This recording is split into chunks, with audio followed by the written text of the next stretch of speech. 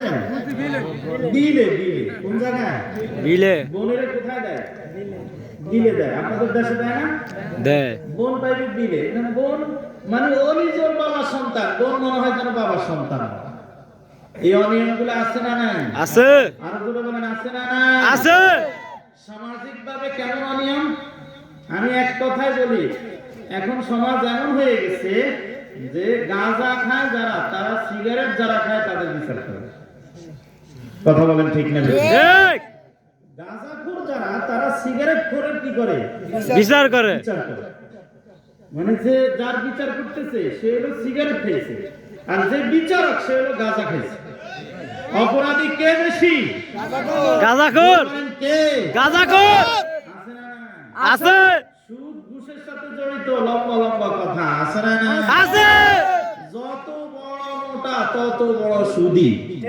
ঠিক না রে ঠিক ঠিক সুদি কারবার করতে করতে করতে পেট একটা বানাইছে এত বড় আছে না নাই জোরে বলেন আছে প্রত্যেকটা ঘরে ঘরে সুদের কারবার কিছু লোক আছে এরকম কোনো কাজ নাই চাকরি নাই বাকরি নাই ব্যবসা নাই বাণিজ্য নাই শুধু সুদের উপরে টাকা লাগায় আছে আছে 100 টাকা 500 টাকা বাস চলছে তার আর কোনো চাকরি বাকরি নাই সুদের উপরে টাকা লাগাইতেছে আর খাইতেছে একটা পেট এত বড় করছে মরা যদি পেট ফুললে ফাঁস করে মরা আছে না নাই জোরে বলে আছে মহিলাদেরকে দিয়ে এনজিও সংস্থা 6 লাখ পুরো এলাকার মধ্যে কি বলেন আছে না আছে এনজিও মহিলাদেরকে দিয়ে যত এনজিও সংস্থা আছে সুদের কারবার ঘর করবে সুদের উপরে টাকা লাগাবে সুদের টাকা দিয়ে ঘর করে আচ্ছা বলেন যেই ঘর সুদের টাকা দিয়ে হইল সেই ঘরে যদি 13 মসজিদের ইমাম সাহেবকে নিয়ে দোয়া করায় ওই ঘর কোনোদিন পবিত্র হইবে না কথা বলুন না পাতারহাট বড় মসজিদের ইমাম সাহেব রয়ে আছে ঘর করছে নতুন একবার দোয়া টোয়া করে দিবে খতম টতম পড়াইয়া এরপরে আবার ঘর বন্ধ করছে কাজে বন্ধ করলে লাভ হবে কি ঘরের প্রথম ইটার বাড়ি করা তো শুরু হয়েছে সুদের টাকা দিয়ে জোরে বলেন আছে না আছে তাই আমার ছেলের কোনো কাজ করবার নাই 2 লক্ষ টাকা লোন হয়েছে একটা ব্যবসা ধরা দিন তাহলে ব্যবসা শুরু হলো কি দিয়ে সুদ দিয়া জোরে বলেন কি দিয়ে সুদ দিয়া সুদ হালাল না হারাম হারাম জোরে বলেন হারাম আবার বলেন হারাম হারাম মানে সুদের 70টা গুনাহ এর মধ্যে সবচেয়ে ছোট গুনাহ হলো মায়ের সাথে জিনা করার গুনাহ জোরে বলেন নাউজুবিল্লাহ এই সুদ দিয়ে ব্যবসা শুরু হলো আশ্চর্য হয়ে যাবেন আরো ও আস্তে এখন অন্য লাইনে যাইতেছে তবে লাইন ভিন্ন হলো দরকারি কথা হইতেছে কি বলেন ঠিক মেয়ে বিবাহ দিবে ছেলে বিবাহ দিবে সুদের উপরে টাকা লইয়া অনুষ্ঠান করে আছে না নাই আছে আছে মেয়ের বিবাহের অনুষ্ঠান সুদের উপরে টাকা লইয়া ছেলের বিবাহের অনুষ্ঠান সুদের উপরে টাকা লইয়া ব্যবসা পাচ্ছে আর কিছু জালেম আছে তারা বিবাহের নামে মেয়ের বাবার উপরে জুলুম অত্যাচার নির্যাতন করে ঠিক না বে ঠিক এরা হলো চরম খয়রাতি আশ্চর্য হয়ে যাবেন অনেক গার্ডিয়ান এরকম আছে আমার ছেলের তো কোনো পুঁজি নাই তোর বিবাহ করা দিই তাহলে বুঝিয়ে কেমনি মানে বিবাহ করা দিলে মেয়ের বাবার থেকে 2 লক্ষ টাকা নেবে ওই 2 লক্ষ টাকা দিয়ে একটা ব্যবসা জুলুম এটা শুধু জুলুম না এটা ডাকাতি হয়েছে ঠিক না বে ঠিক আবার অনেকে বলে আরো সুফি যে আমার ছেলের বিয়ে করেন আমার কোনো চাহিদা নেই কিচ্ছু নেই আপনার মেয়েরা আপনি যা দেন খুশি মানে আপনার জামাইরা আপনি যা দেন খুশি মানে তবে আমার মায়াল একটু বড় আমার 300 মানুষ খাওয়াইতে হবে কত মানুষ 300 বলে কি বলে না বলে আরো জোরে বলেন বলে কি বলে না বলে 300 মানুষ খাওয়াইতে হবে কয় যেই লোক নিজের ঘরে একজনের জীবনে দাওয়াত খাওয়ায় না সেই লোক বলে কয়শো মানুষ খাওয়াইতে 300 আশ্চর্য লাগে না যেই লোক নিজের ঘরে একজন মানুষকে দাওয়াত দিয়ে খাওয়ায় না নিজের ঘরে একজনকে দাওয়াত দিয়ে খাওয়ায় না সেই লোক এখন 300 মানুষের দাওয়াত লয় আরেকজনের দাওয়াত যেই লোক 300 একজনকে খাওয়াইতে রাজি না সেই লোক 300 মানুষের খাওয়া চায় তাহলে বুঝেন কত বড় জালেম এজন্য মেয়ের বাবার কাছে জোর করে একজন মানুষের খাওয়া নেওয়া জায়েজ নয়, বরং সম্পূর্ণ হারাম। ঠিক না বেঠিক? ঠিক। যদি মেয়ের বাবা খুশি মানে 10 জন খাওয়ায়, 20 জন খাওয়ায়, 100 জন খাওয়ায়, সেটা মেয়ের বাবার ইচ্ছা। খুশি মানে যা খায়, জোরপূর্বক একজন খাওয়াইলো, সেই খাওয়ানো নাজায়েজ, সেই খাওয়ানো নাজায়েজ, এটা জুলুম হবে। এই সমাজে এগুলো চলে কি চলে না? চলে। তাহলে বিবাহের শুরুতে সুদের টাকা, ব্যবসার শুরুতে সুদের টাকা, ঘরের কাজের শুরুতে সুদের টাকা, সুদ দিয়ে চাকরি শুরু, ঘুষ দিয়ে চাকরি শুরু। যেই সমাজে সুদে সুদে রন্ধ্রে রন্ধ্রে ঢুকে গেছে, সেই সমাজে কোনোদিনও শান্তি আসবে না, আশা করা যায় না। এটা তো বললাম সামাজিক ব্যবস্থা, রাষ্ট্রীয় ব্যবস্থা আসে না, আন্তর্জাতিক ব্যবস্থা চোরের দেশে পরিণত হয়েছে। ঠিক না বেঠিক? ঠিক। আমরা নয়, শেখ হাসিনা, শেখ মুজিবুর রহমান বলেছিলেন, মানুষ পেয়েছে স্বর্ণের খুনি, আমি পেয়েছি চোরের খুনি। ঠিক। কি বলে? চমৎকার ঘটনা মনে পড়ে গেছে। শেখ মুজিবুর রহমান সাহেব যখন প্রেসিডেন্ট হইলেন, তখন শেখ মুজিবুর রহমানের এলাকা থেকে এক বৃদ্ধ লোক তাকে খুব ভালোবাসত। এই জন্য দেশীয় কিছু তরকারি নিয়ে ঢাকায় গেছে। লতি, লতি চিনেন? হ্যাঁ, কচু, তারপরে যায়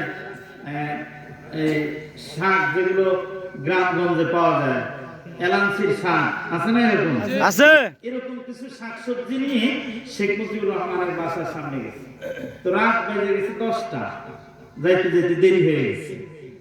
দেরি হয়ে যাওয়ার কারণে দারোয়ান বলতেছে, দারোয়ান জিজ্ঞেস করছে, তুমি কে? আমি শেখ মুজিবুর রহমান সাহেবের সাথে দেখা করবো, আমি তার এলাকা থেকে আসছি, তার জন্য কিছু হাদিয়া নিয়ে আসছি। গ্রামের মানুষ যখন শহরে যায়, গ্রামের কিছু জিনিস নিয়ে গেলে শহরের মানুষ অনেক কি হয়, খুশি হয়। গ্রামের মানুষ কিন্তু শহরে যাইতে হলে হাদিয়া নেওয়ার নিয়ম আছে। গ্রামের মানুষ যারা, তারা শহরে যাইবেন, গ্রামের জিনিস হাদিয়া নেই, নারিকেল নিবেন, সুপারি নিবেন, লতি নিবেন। আর গ্রামের মানুষ যদি যাওয়ার সময় মালটা নেয়, আপেল নেয়, কমলা নেয়, খুশি হয়ে গেল। কি লাগে?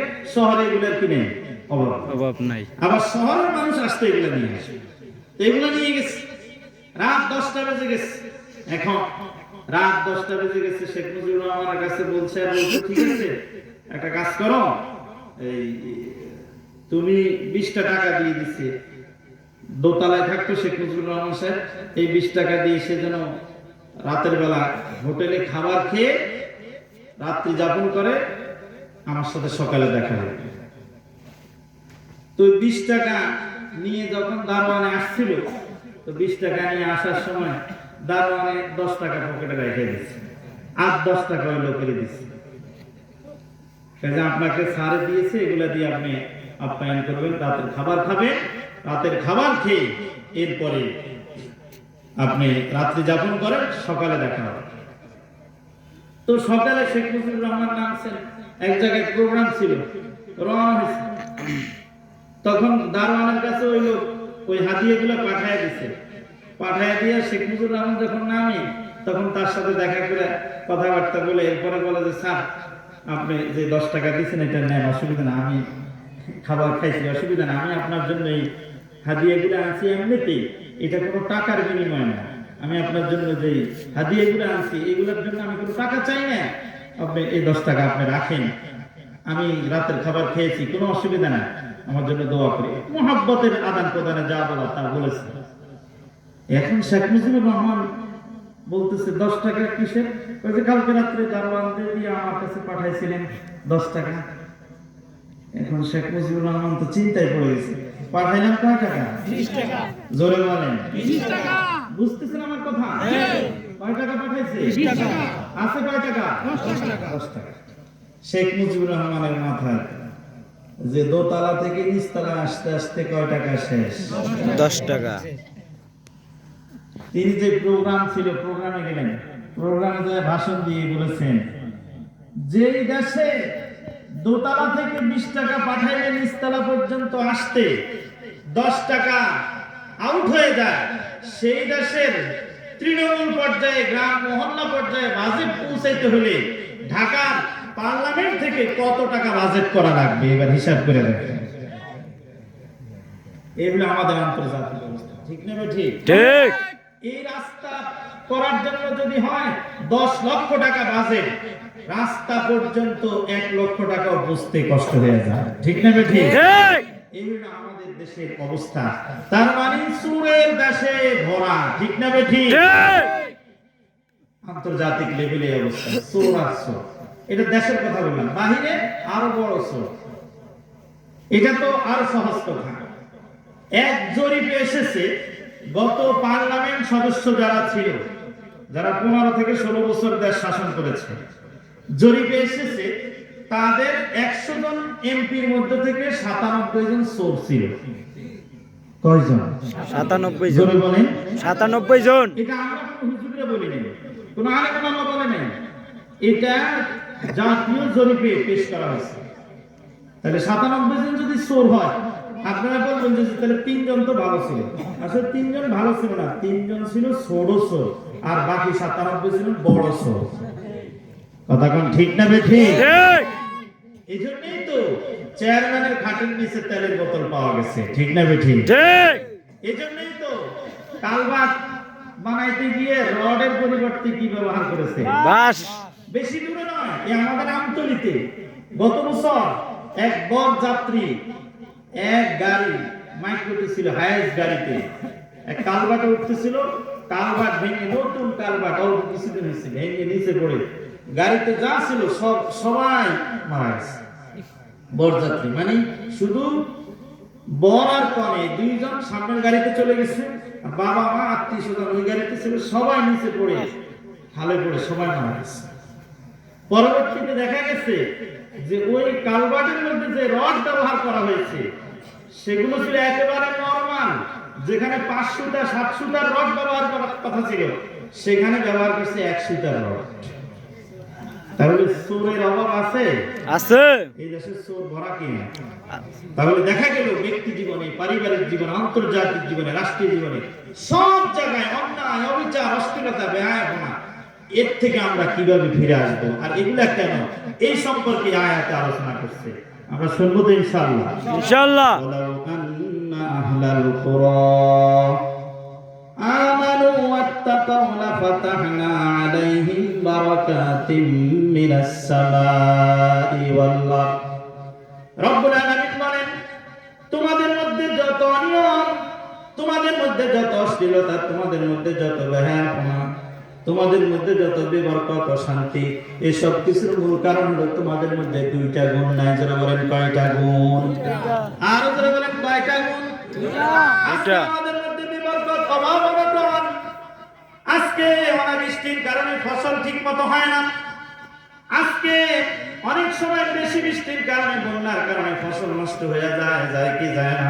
যায়। এই বছর আমাদের ফেনী, কুমিল্লা, নোয়াখালীতে বন্যা হয়ে কত ক্ষতি হয়েছে, কোটি কোটি টাকার সম্পদ নষ্ট হয়ে গেছে। এই যে বিবরকত, এই যে অভাব অনটন, এই যে দুর্ভিক্ষ, এগুলা কেন? রব্বুল আলামিন বলেন, তোমাদের মধ্যে 2টা গুণ না থাকার কারণে এসব সমস্যা। যদি এই 2 গুণে গুণী হতে পারো, তোমাদের দুনিয়াকে জান্নাত দিয়ে সাজায়া দিবেন কে? আল্লাহ।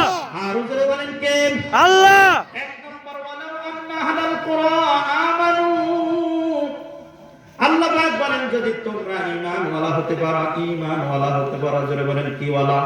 ঈমান আলা। জোরে বলেন কি ওয়ালা? ঈমান আলা। 1 নম্বর, তোমাদেরকে ঈমানওয়ালা হইতে হবে। 2 নম্বর হলো তাকওয়ার গুণে গুণী হইতে হবে। কয় গুণ? 2 গুণ। 1 নম্বর ঈমান, মানে তোমরা যদি প্রকৃতপক্ষে মুমিন হতে পারো, তাহলে তোমাদের সমাজকে সুন্দর করে দিব। আজকে আমাদের সমাজের মধ্যে যত বেহায়াপনা, যত অশ্লীলতা, যত অনিয়ম, যত বেবরকত, সব কিছুর মূল হলো আমরা এখনো প্রকৃতপক্ষে মুসলমান হতে পারি না। ঠিক।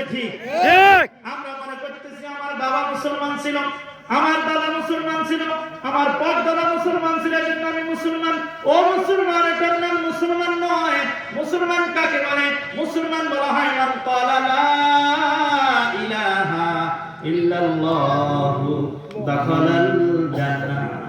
মুসলমান বলা হয় ওই ব্যক্তিকে যে ব্যক্তি মুখে বলবে লা ইলাহা ইল্লাল্লাহ মুহাম্মাদুর রাসূলুল্লাহ, দিলেও বিশ্বাস করবে লা ইলাহা ইল্লাল্লাহ মুহাম্মাদুর রাসূলুল্লাহ, কাজেও বাস্তবায়ন করে দেখাবে লা ইলাহা ইল্লাল্লাহু মুহাম্মাদুর রাসূলুল্লাহ। ঠিক না ভাই? ঠিক। ঠিক।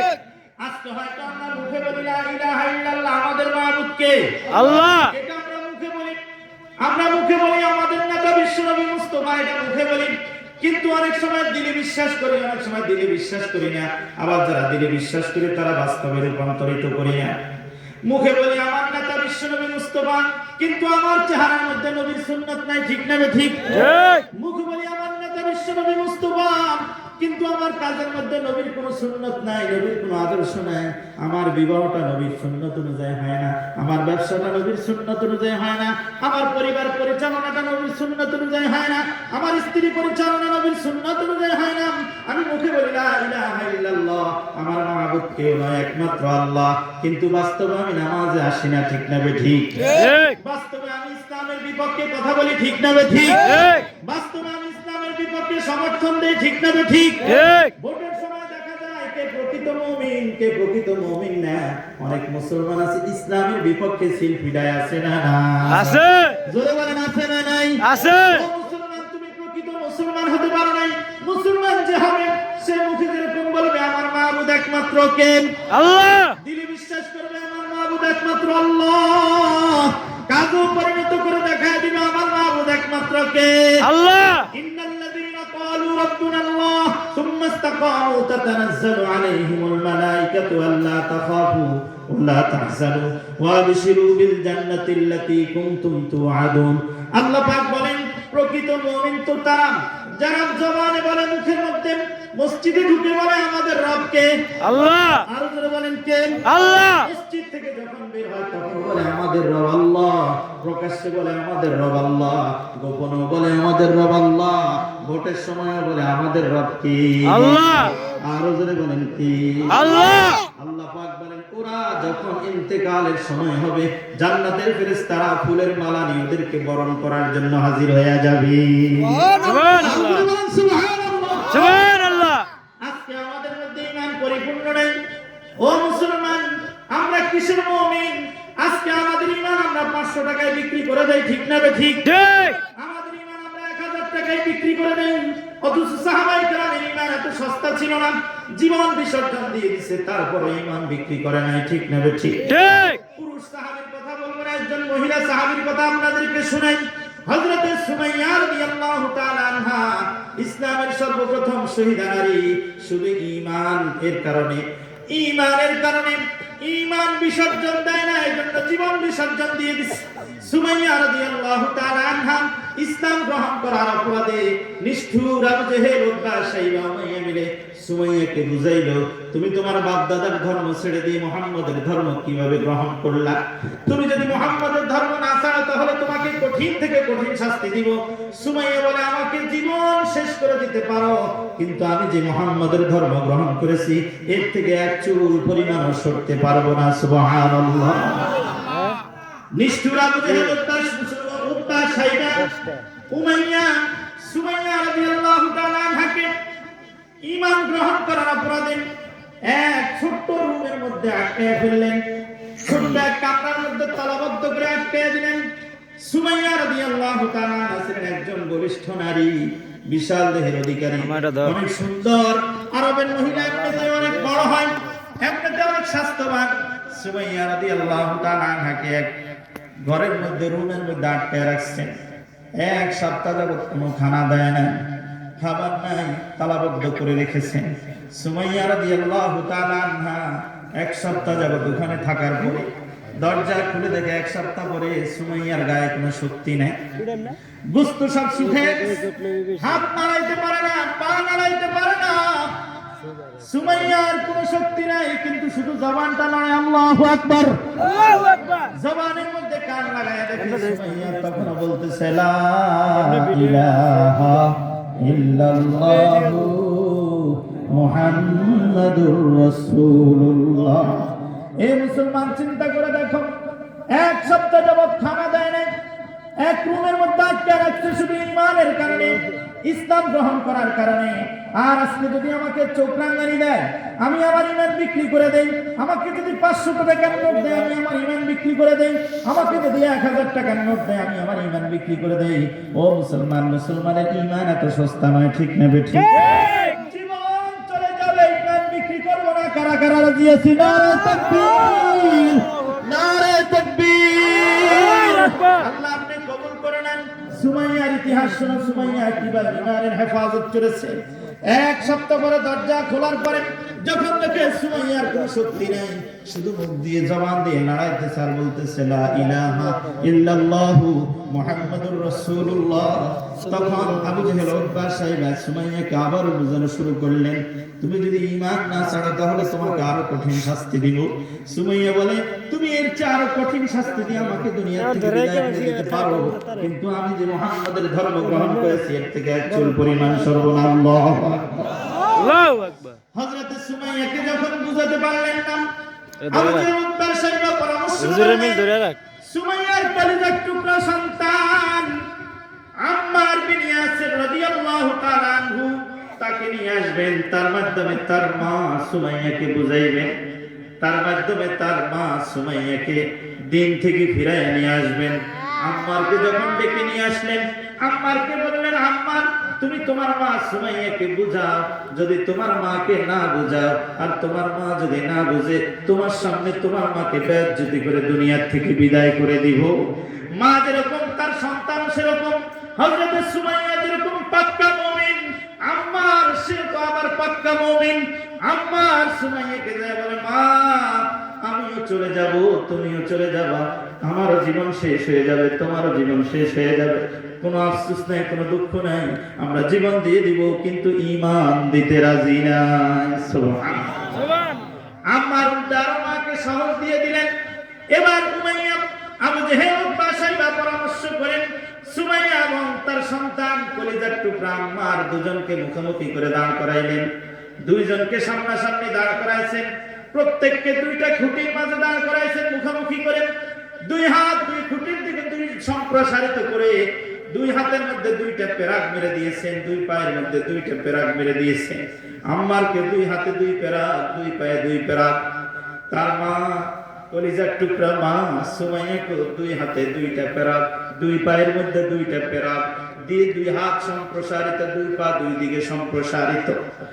এবার আম্মারকে বলে, আম্মার তোর মাকে বুঝা, যদি তোর মা ঈমান না ছাড়ে তাহলে তোর সামনে তোর মাকে উলঙ্গ করবো না। নাউযুবিল্লাহ।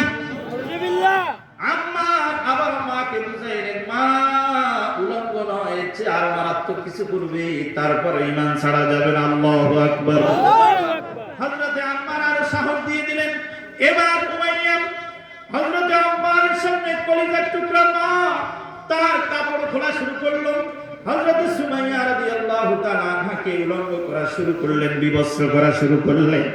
যখন বিবস্ত্র করতেছিলেন, হযরত আম্মার রাদিয়াল্লাহু তাআলা আনহু নিজের চোখের সামনে মাকে উলঙ্গ করতেছে, এটা সহ্য হয় নাই। চোখটাকে নিচের দিকে নামাইয়া চোখ থেকে দরদর করে পানি ছেড়ে দিলেন। যখন আম্মার চোখকে নিচের দিকে নামাইয়া চোখ থেকে পানি ছেড়ে দিলেন, আবু জেহেল উতবা সাইবা নিষ্ঠুর উমাইয়া হযরত আম্মারের মাথাটাকে উপর দিকে উঠাইয়া রশি দিয়ে বেঁধে দিলেন যাতে মাথা নিচু করতে না পারে। চোখটাকে যখন খোলা রাখে, মায়ের এই করুণ দৃশ্য যারা সরল সচক্ষে দেখতে পারে। হযরত আম্মার দেখে আর মাকে সান্ত্বনা দেয়, মা কোনো অসুবিধা নাই, তুমিও শেষ হয়ে যাবা, আমিও শেষ হয়ে যাব, তারপর আমরা সবাই মেনে নিব আমাদের রবকে। আর ওদের আওয়াজ দিয়ে বলেন কে? হযরত সুমাইয়া বিবস্ত্র করে ফেলল। হযরত আম্মার সাহস দিচ্ছে, ঈমান ছাড়া যাবে না। আম্মারের সামনে মাকে যখন বিবস্ত্র করে ফেলেছে, আম্মার ঈমান ছাড়তেছে না, মা ঈমান ছাড়তেছে না। এবার উমাইয়া, এবার আবু জেহেল হযরত আম্মারের সামনে কলিজার টুকরা মা বিবস্ত্র উলঙ্গ অবস্থায় লজ্জাস্থানের মধ্যে খঞ্জর দিয়ে, খঞ্জর বলে টেডা টেডা, টেডা দিয়ে আঘাত করতে করতে হযরত সুমাইয়াকে দুনিয়া থেকে। আল্লাহ, মুসলমান আমরা তো শুধু নামে মুসলমান। সুমাইয়াকে খঞ্জর দিয়ে আঘাত করে, লজ্জাস্থানের মধ্যে আঘাত করে রক্ত বের করতে করতে সুমাইয়াকে দুনিয়া থেকে বিদায় করে দিছে। এরপর সুমাইয়ার জবান দিয়ে কুফরি কথা বের করতে পারে নাই, মৃত্যুর আগ পর্যন্ত বলে গেছে লা ইলাহা ইল্লাল্লাহু মুহাম্মাদুর রাসূলুল্লাহ। ও মুসলমান, আমি এই ঘটনা বলে আপনাদেরকে বুঝাতে চাই, আমরা তো মুমিন, শুধু গরু খাওয়া মুমিন, ঠিক না ঠিক? আমরা তো আমার বাবা মুসলমানের জন্য মুসলমানি দাবি করি, আমার দাদা মুসলমানের জন্য মুসলমানি দাবি করি, কিন্তু সাহাবায়ে কেরাম এমন মুসলমান ছিলেন না, জীবন বিলাইয়া দিয়েছেন কিন্তু ঈমান বিক্রি করেন নাই। আজকে আমার ঈমান কচু পাতার পানির মতো, একবার এদিকে টলে আবার ওদিকে টলে, ঠিক না ঠিক? এজন্য যদি আমাদের সমাজকে সুন্দর করতে হয়, সমাজকে যদি বরকত দিয়ে ভরপুর করতে হয়, সমাজ থেকে যদি অশ্লীলতা, বেহায়াপনা, অন্যায়, অবিচারকে দূর করতে হয়, এক নম্বর কাজ করতে হবে আমার ঈমানকে মজবুত করতে হবে, ঠিক না ঠিক? সব ক্ষেত্রে, সব কিছুর ক্ষেত্রে আমার ঈমানকে বড় রাখতে হবে। দুনিয়ার কারো কাছে মাথা নত করবো না, মাথা নত হবে কার দরবারে? দুনিয়ার কাউকে ভয় করবো না, ভয় করবো একমাত্র কাকে? নেতা, কোনো লিডার, কাউকে ভয় করবো না। আমাদের মাহবুব, আমাদের খালেক, আমাদের মালিক, আমাদের রিজিক দাতা কে? যদি এই বিশ্বাস, যদি এই আকীদা, এই ঈমান থাকতে পারে, তাহলে এই ঈমান আমাদের সমাজকে সুন্দর করে দিবে, এই ঈমান আমাদের পরিবারকে সুন্দর করে দিবে, এই ঈমান আমাদের রাষ্ট্রকে সুন্দর করে দিবে। আজকে আমাদের ঈমান এমন ঈমান না, এজন্য আমাদের সমাজ সুন্দর হয় না, পরিবার সুন্দর হয় না, রাষ্ট্র সুন্দর হয় না, আমি ব্যক্তিও সুন্দর হই না।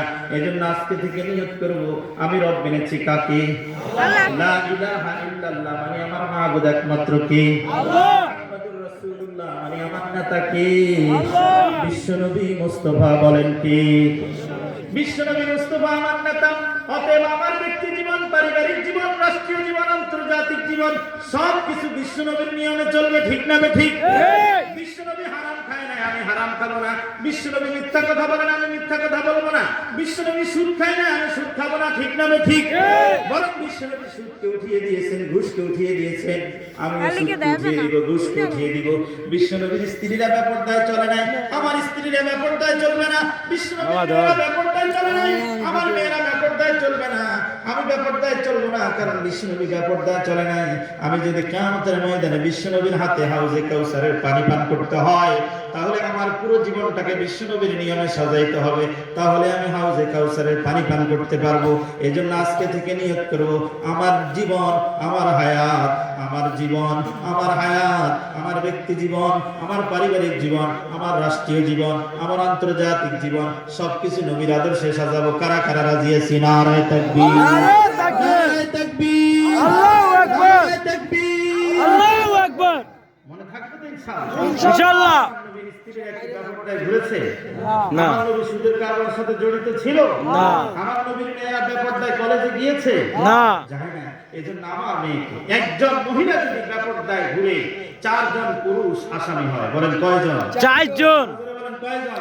4 জন। একজন মহিলা যদি ব্যাপারটায় ঘুরে, তাহলে 4 জন লোক আসামি হয়। কিয়ামতের ময়দানে ব্যাপারটা মহিলারা 4 জন ব্যক্তিকে আসামি করবে। এক নম্বর ওই মহিলা, কারণ মহিলাদের জীবন 2 ভাগে বিভক্ত, একটা হলো বিবাহের আগের জীবন, আর একটা হলো বিবাহের পরের জীবন। বিবাহের আগের জীবনে মহিলাদের দায়িত্বশীল 2 জন, একজন হলো বাবা, আরেকজন হলো বড় ভাই। আর বিবাহের পরে 2 জন, একজন হলো স্বামী, আরেকজন হলো শ্বশুর। বিবাহের আগে 2 জন, বিবাহের পরে 2 জন। কোন মহিলা যদি বেপরদায় চলে, কিয়ামতের ময়দানে ওই ব্যক্তি, ওই মহিলাকে যখন আল্লাহ পাক ধরবে, কিয়ামতের ময়দানে ওই মহিলা বলবে, আল্লাহ, আমার বাবা জীবনে আমাকে পর্দায় চলতে বলে নাই। আছে না না এরকম? আছে। আমার বাবা আমাকে জীবনে পর্দায় থাকতে বলে নাই, আমার স্ত্রী আমাকে জীবনে, আমার স্বামী আমাকে জীবনে পর্দায় থাকতে বলে নাই, বরং আমার বিবাহের পরে আমার ছবি আর আমার স্বামীর ছবি ফেসবুকে উঠাই ছেড়ে দিছে। আছে না না? আছে। আছে। কত বড় অশ্লীলতা, কত বড় বেহায়াপনা। কিছু যুবক আছে যাদের মাথার মধ্যে গিলু নেই, যাদের মাথার মধ্যে পায়খানা, লক্ষ লক্ষ টাকা ব্যয় করে বিবাহ করার পরে নিজের স্ত্রীর ছবি ফেসবুকে দিয়ে আবার বন্ধুদেরকে জিজ্ঞেস করে, তোমাদের ভাবি কেমন হলো? বলেন জিজ্ঞাসা করে কি করে না? করে। বলেন করে কি করে না? করে। আমি মনে যায় নিজের স্ত্রী বিবাহের পরে নিজের স্ত্রীকে বেপরদা বেহায়াপনার সাথে হানিমুনে যায়, বাজারে ঘুরতে যায়, ওখানে ঘুরতে যায়, সেখানে ঘুরতে যায়, লক্ষ লক্ষ টাকা ব্যয় করে তুমি তোমার বিবেকে বিবাহ করলা, যাকে বিবাহ করলা নিজের জন্য, এখন তাকে দিয়ে আরেকজনকে উপভোগ করা, তোমার মতো বেকুব পৃথিবীর জমিনে আর কেউ হতে পারে না। কি বলে? আমরা মনে আছে ছোটবেলা আমার বাবা মুরব্বীরা যখন বাজার থেকে মাছ কিনে দিত, মাছ, তখন আমরা মাছ এভাবে ধরে নিয়ে আসতে চাইতাম, পলিথিনে না ঢুকিয়ে ব্যাগে। তো ব্যাগে ঢুকে না আসলে আমাদের কাছে একটু ভালো লাগতো, ব্যাগে না ঢুকে। তো আব্বা ব্যাগে মানে খোলা নিতে দিতেন না, কি লেগে যে খোলা যদি নিয়ে যাও তাহলে যতজনে দেখবে, যত দেখবে তত স্বাদ নষ্ট হয়ে যাবে। কি বলেন? এখনো আছে না এই নিয়ম? খোলা জিনিসের স্বাদ কি হয়ে যায়? নষ্ট হয়ে যায়। নষ্ট হয় না? একটা মাছ বাজার থেকে আপনি নিয়ে আসলেন, নিয়ে আসবেন এভাবে ধরে, রাস্তা দিয়ে যত মানুষ দেখবে তত মানুষের নজর পড়বে আর ওটার স্বাদ নষ্ট হয়ে যাবে। আরো সহজে বুঝেন, গাছে রাস্তার পাশে কদু গাছ লাগায়, কদু গাছের মধ্যে যখন কদু ধরে তখন দেখবেন ওই কদুর গাছে কদুর উপরে একটা নেকড়া দিয়ে দেয়, মানে নজর যেন কি না পড়ে, অথবা ঝাড়ু দিয়ে দেয় যেন নজর না পড়ে। কি জন্য? নজর পড়লে শেষে। ও যুবক, মাছের মধ্যে যদি মানুষের নজর পড়লে মাছের স্বাদ কমে যায়, কদু গাছে